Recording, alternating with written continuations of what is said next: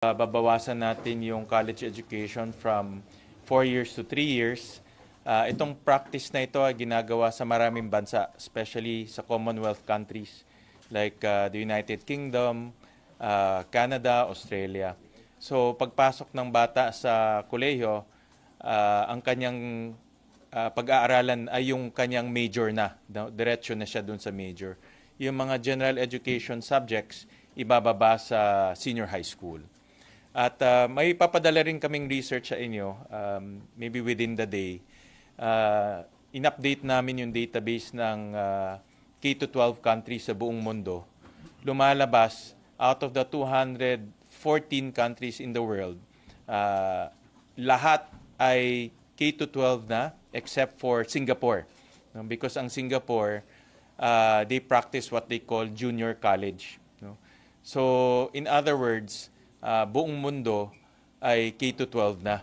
So, in-update lang namin and we'll share with you our research later on. So, just to be consistent with the global standard, final namin itong 3-year college education. The other one, meron kaming isang final na bill, tawag namin Ginhawa Act, at i-update rin namin yung tax code. So, doon sa mga kababayan natin na ang kanilang kita ngayon ay 250,000 a year, exempted sila. So tataasan namin to 400,000 a year. No, so ibig sabihin pag kumikita ka ng 400,000 a year, exempted ka from income tax. Tapos yung mga bonuses, ngayon pag ang bonus mo ay 90,000 a year, exempted ka. Tataasan namin yan 250,000 a year, exempted ka. So kung ang bonus mo ay 150,000, exempted ka rin sa income tax. Yung service charge sa mga restaurants, i-exempt rin namin siya sa income tax. Kasi yung service charge natin equivalent to tips.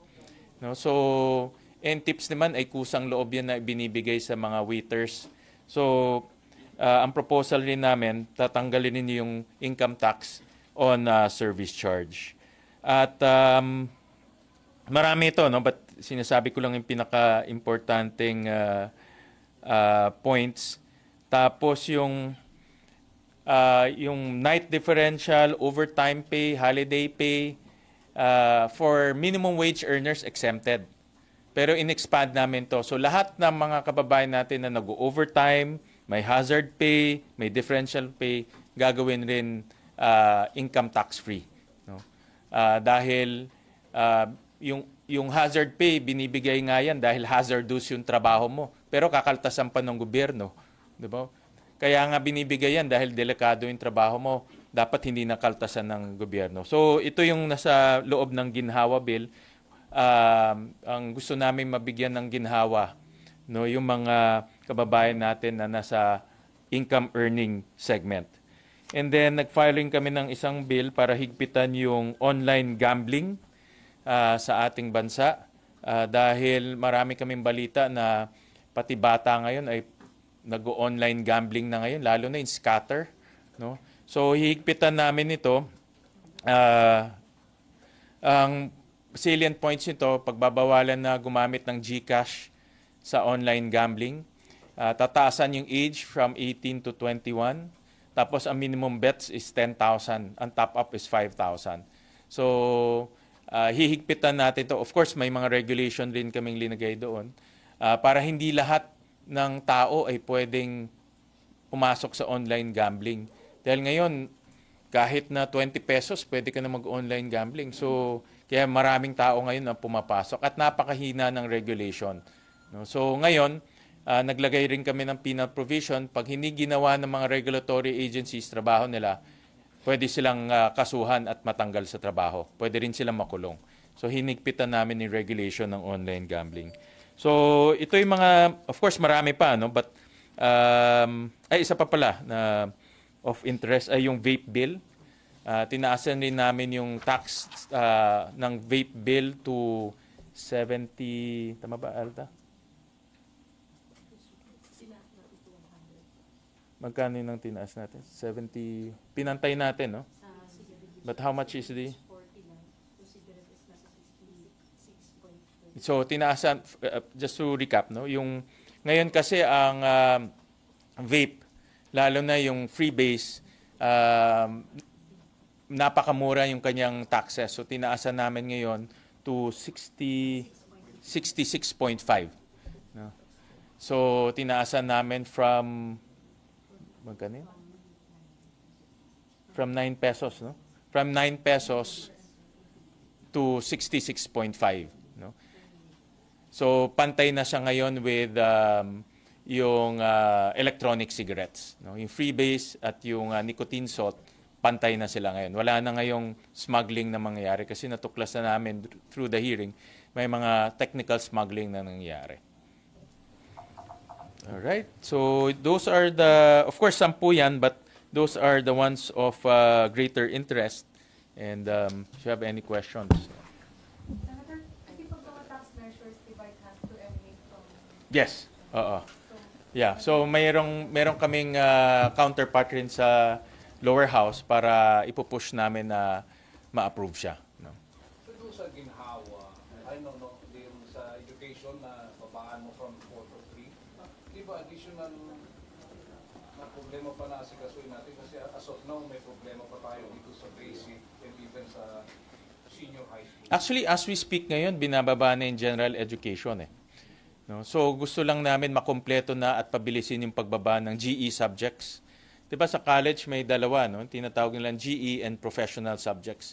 As we speak ngayon, binababa na nila yung GE subjects. Ang gusto lang namin through the bill, bilisan yung pagbaba ng GE subjects. At pareho across the board, hindi iba sa public, iba sa private. Pareho niya i-implement yun. Sir, doon sa ginawa, may assumption na tayo, rough estimate kung magkano yung mawawala sa government kapag binigay natin yung mga yan. And then paano natin i-compensate yung mawawala sa yan? Saan natin po po? Oo. We'll share with you yung research later on.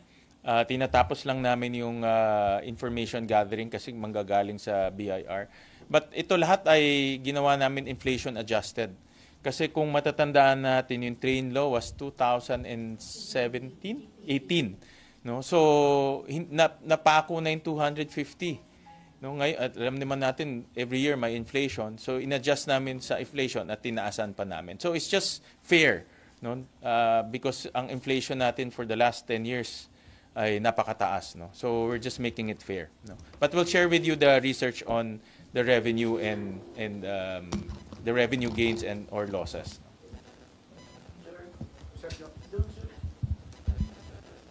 Doon sir sa online gaming, maghihigpit lang kayo, hindi totally i-eradicate yung online gambling. Through Tapos the- ibababa ninyo sa 10,000. Hindi, tataasan namin to 10,000. Itataas sa 10,000 pala yung minimum. Minimum. Pero sa mga ordinary, baka kayanin pa nila yung 10,000 eh. Oo. Baka 10,000 isang taya, malaki na yun, ha? pero kung sugarol talaga sir, gagawa ng paraan yan kahit nasa middle class. Kaya Doon sa hearing namin, natuklasan rin namin na pag tinotal band, ang aking concern, baka mag-underground sila.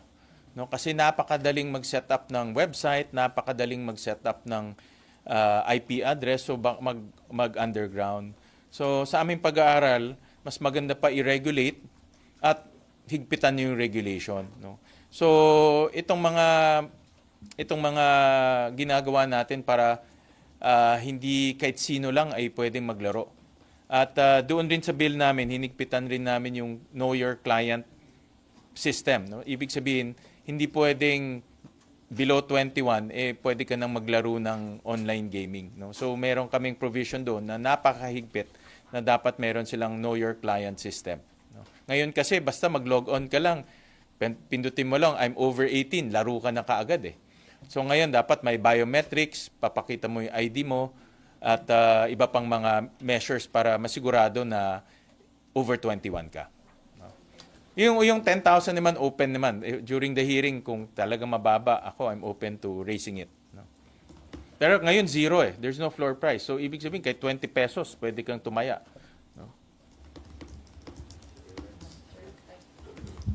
Sir, sorry, clarification lang. Si online gambling, kasali na rin po yung e-sabong, if ever. All Yes, sorts. kasali na siya doon. But ang e-sabong, walang law banning it, but I know there's an executive order banning it. No? So siguro pag-aralan. Kasi ako personally, I'm against e-sabong. No? Dahil talagang nakita naman natin yung nangyari nung inallow in e-sabong. So we'll also study whether to pass a law to permanently ban e-sabong. Sir, I understand kasi di ba halimbawa po sa vape, we don't want mga celebrities, influencers to Yes, endorse them. Would you be Yeah, doing kasi- the same sa ano po? That's a very good point. Sinali namin dito. So hindi siya pwedeng free-for-all advertising na kukuha ka ng influencer, kukuha ka ng batang... kasi mga napansin ko, yung mga promoter nila, bata eh. So na-entice ngayon yung bata maglaro. No? So we also ban that. Bawal ang advertising on kahit saan-saan. Bawal rin mag-advertise near the schools, near churches, near government establishments. So we also regulated the advertising portion, no? The promotion and advertising portion. Yung mga nasa EDSA, di ba maraming billboards? Yeah. So kasing higpit niya yung sa sigarilyo. Sir? Sir, doon lang sa online gambling, kasama dito, sir, yung advertisement kasi ito yung tinuturo nila na una. And then easy access sa pag-top up kapag dumaan Yeah. sila doon sa mga online payment nila. Kasi halimbawa, sa GCash, makakapaglaro ka na kaagad doon. Tapos kapag kailangan mo ng top up, nandun na agad, madali, Yeah. easy access. Magandang ano yan, magandang punto. Yeah, I mentioned earlier that we're regulating the advertising portion, so hindi sila pwede mag-advertise anywhere, yung free for all advertising. We're regulating also the advertising around schools, around churches, around government facilities. So hindi na pwede yung kagaya ngayon na kahit saan merong online advertising. Pagdating sa top-up, pagbabawalan namin yung link from GCash or payment system dito sa online gambling.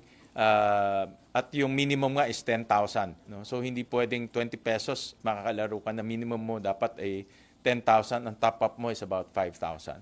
So you can only open an account directly. Ngayon kasi pwede ka mag-GCash, ililink mo dito eh.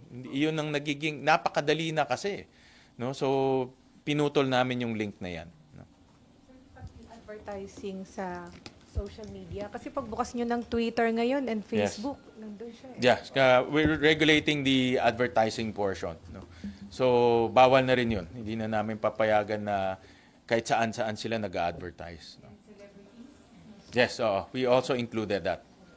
Kasi, if we learned from the cigarettes, diba ang cigarettes ngayon, highly regulated ang kanilang advertising. Pwede lang sila sa point of sale.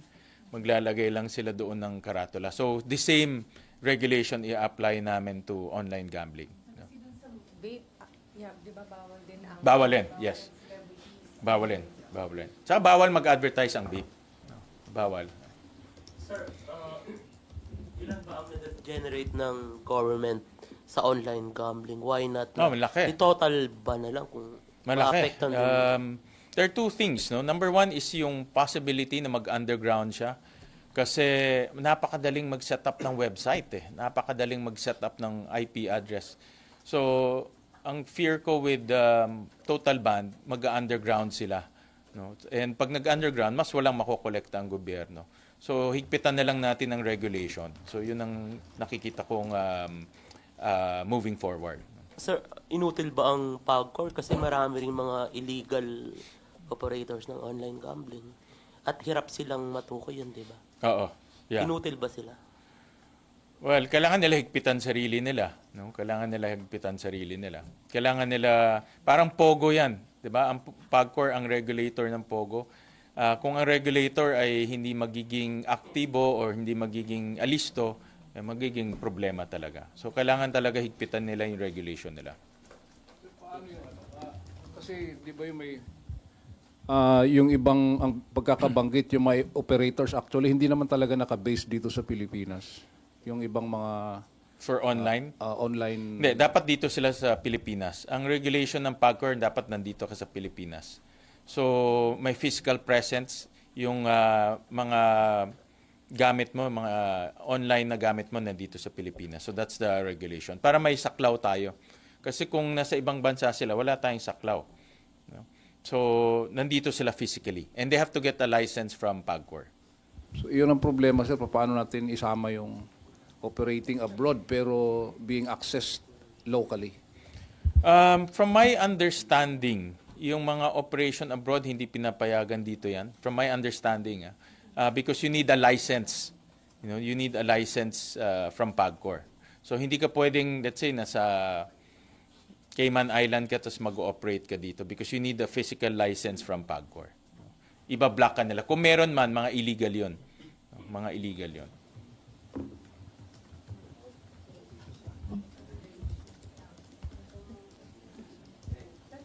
Impeachment.